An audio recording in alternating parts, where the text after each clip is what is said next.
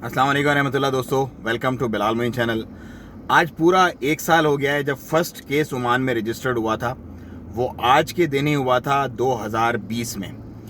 ये एक साल जो पूरा गुजरा है ये बहुत ही एक्सेप्शनल और मतलब किसी ने सोचा भी नहीं था कि कभी ज़िंदगी में इस तरह का कोई साल गुजारना पड़ेगा। बट एनी हाउ देखो, ये भी गुजर ही गया। बहुत मसले मसाइल हुए, बहुत परेशानियाँ हुई, बहुत सारे लोग हमसे बिछड़ गए, बहुत सारे लोगों के कारोबार तबाह बर्बाद हो गए, बहुत सारे लोग ज़हनी अस्तराब का शिकार हुए, बहुत सारे मतलब तमाम वो बातें हुई जो हमने कभी भी नहीं सोची थी। लेकिन ये साल भी गुजर गया। अब हम वैक्सीनेशन का ऑप्टिमिज्म भी है और लोगों में जो एक सोच पाई जा रही है वो एक समझ लो कि एक तो लोग यूज्ड टू हो गए इस माहौल से कि मास्क वगैरह लगाना है और डिस्टेंस रखना है और एहतियात करनी है। दूसरा नंबर ये हुआ कि अल्लाह ताला ने जो तख्लीक की है, ये हमारी जो फितरत इंसानी तख्लीक की है, उसमें हमने अपने आप को मोल्ड कर लिया। अब हमें एज सच कोई प्रॉब्लम नहीं हो रही है। हम बोल रहे हैं बस ठीक है, चलता रहने दो। ज़िंदगी में ये सारी बात करने का मकसद ये था कि ज़िंदगी में इस तरह के फेजेस आते हैं जब इंसान अपने आप को समझता है कि बिल्कुल बंद हो गया, बस सब कुछ ख़त्म हो गया। एक वक्त यकीनन ऐसा आया था, जून जुलाई जिस वक्त पीक चल रहा था, डेली की काफ़ी डेथ हो रही थी, काफ़ी सारे केसेस आ रहे थे, तो उस वक्त एक दफ़ा ऐसा लग रहा था कि बस अब ज़िंदगी ख़त्म है। लेकिन ऐसा नहीं हुआ, हम उससे बाहर आए।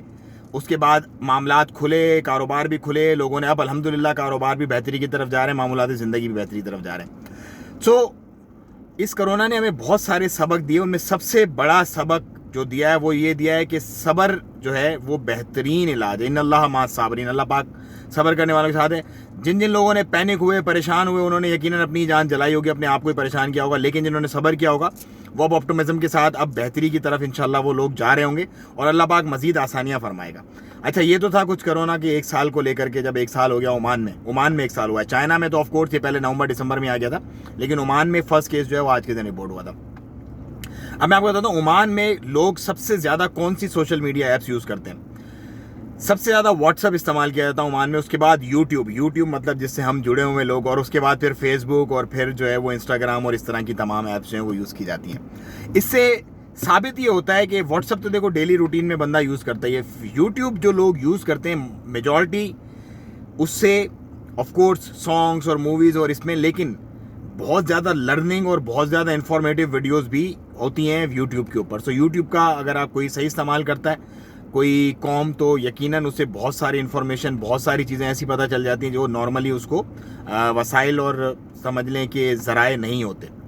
अच्छा, अब हम डिस्कस करते हैं खारजियों की तादाद। खारजियों की तादाद 14% ड्रॉप हो गई है ओमान के अंदर। जी हाँ, 14% खारजी, मतलब 100 में से 14 लोग आप कह लें कि चले गए ओमान छोड़ के। उसकी बहुत सारी वजूहत हैं। बिजनेस का बंद हो जाना, वीज़ाज़ के अंदर जो अभी हाइक हुई है फीसिस का, उसकी वजह से अब मामला शुरू होगा। उसके बाद जो उससे पहले रोज़गार के जो मसले मसाइल थे वो, फिर उसके बाद हुमानाइजेशन और इसी तरह लेकर के बहुत सारी प्रॉब्लम्स है। लेकिन रोज़ी का राज़िक मैं फिर कहूँगा रब है, जिसका जहाँ जितना रिस्क लिखा है कोई उससे छीन नहीं सकता, और जिसका जहाँ जितना रिस्क ख़त्म हो गया कोई उसको दे नहीं सकता। ये बात आप अपने दिमाग में डाल लें कि इंशाल्लाह अल्लाह पाक ने आपका रिस्क जहाँ पे जितना जैसा लिखा है आपको वैसा ही मिलेगा, ना उसमें कमी होगी ना उससे ज़्यादती होगी। अच्छा, अब हम डिस्कस करते हैं ओमान में नई इन्वेस्टमेंट। देखें, नई इन्वेस्टमेंट जो यूके और यूएसए की कंपनीज़ हैं वो बहुत ही ज़्यादा मतलब फील कर रही हैं ओमान में इन्वेस्टमेंट करने के पॉइंट ऑफ व्यू से।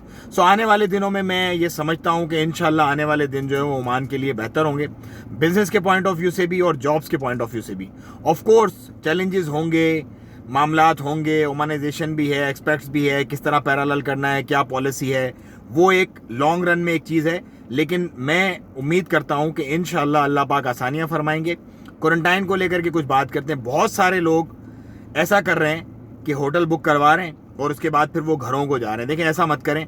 आपके 50, 100, 80, 200 जितने का भी आप होटल बुक करवा रहे हैं आपके लिए बहुत ज़्यादा प्रॉब्लम क्रिएट कर सकता है। अगर मिनिस्ट्री को पता चलता है आप घर पे हैं तो आपको पता है कि मेरा ख्याल है 3 महीने शायद जेल है। केस टू केस वेरी करता है ये, लेकिन नॉर्मली जो हमारे सामने केसेस हैं इसमें 3 महीने जेल है, उसके बाद डिपोर्टेशन है और कुछ फाइन भी है। अपनी छोटी सी गलती की वजह से आप इतना बड़ा रिस्क मत लें। 7 दिन है, अल्लाह के हुक्म से 8 दिन गुजर जाएंगे और उसके बाद मामला बेहतरी की तरफ जाएंगे। मुझे दें इजाज़त, वीडियो लंबी हो रही है, अगली वीडियो में अगली बात करेंगे। और बिटकॉइन वाले तो अल्लाह आसानियाँ फरमाए, वो तबाह बर्बाद हो गए बहुत सारे लोग। लेकिन बस हाथ ना डालें, रिस्की चीज़ है। अपना ख्याल रखें। अस्सलाम वालेकुम रहमतुल्लाह।